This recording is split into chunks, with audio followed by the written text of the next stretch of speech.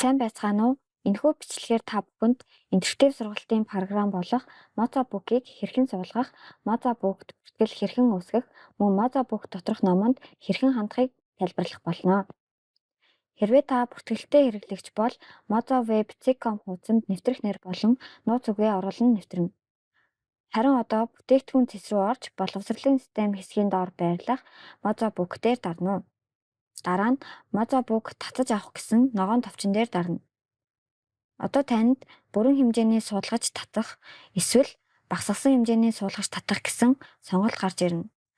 Багасгасан хэмжээний суулгагчийг татаж авбал дараа нь бүх шаардлагатай файлуудыг татах шаардлагатай болно. Таны интернет холбоолт маш бага үед багасгасан хэмжээний суулгагчийг татаж авахыг зөвлөж байна. Бусад тохиолдолд бүрэн хэмжээний суулгагчийг татах нь тохиромжтой. Серверүүдийн тохиргооноос хамгийн бага минутыг сонгож програмаа татаж авна. Татаж дуусны дараа програмыг нээж дэлгэцэн дээр гарч ирэх зааврыг дагна. Суулгад дууссан бол таны дэлгэцэн дээр шар өнгийн икон гарч ирнэ. Энэ икон дээр дарж Mozabook-ыг эхлүүлээрэй. Mozabook-т бүртгүүлэхдээ Mozaweb хуудсанд ашигласан мэйл хаяг болон нууц үгээ оруулаарай. Нэвтрэх товчон дээр дарна. Танд туслах зориулттай жижиг цагаан цонхнууд гарч ирнэ. Дээрээс нь танд дуу сонсогдох бөгөөд тэдгээрийг унтраах боломжтой. Эдгээр цонхнууд танд програмыг ашиглах хэрэгтэй чухал алхмуудыг харуулах болно.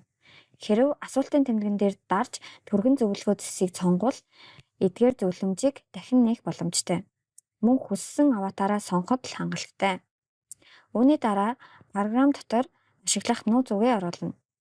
Ашиглах нөхцлүүдийг зөвшөөрч бүртгэлээ үүсгэнэ. Хамгийн түрүүнд танд харагдах нийтлэл бол Getting Started буюу програмын гарын авлага юм. Та програмыг ашиглаж байхдаа ямар нэгэн юм дээр гацвал өссөн үедээ энэхүү гарын авалгыг нээх боломжтой. Дэлгэцийн доод хэсэгт танд өөрийн усаас харагдах боломжтой бүх ном болон газрын зургуудыг агуулсан номын тавиур харагдах болно. Эсвэл та хайлтын икон дээр номыг гарчгаар нь эсвэл хэвлэлийн кодоор нь хайх боломжтой. Тусламжийн цонх дахин гарч ирэх бөгөөд дасгалын дэвтэр үүсгэх, ном нээх, эсвэл хөтөж ашиглахыг хүсвэл түргэн зэсийг ашиглахад болно. Та гүйлгэх сумыг ашиглан номыг хялбархан үзэх боломжтой.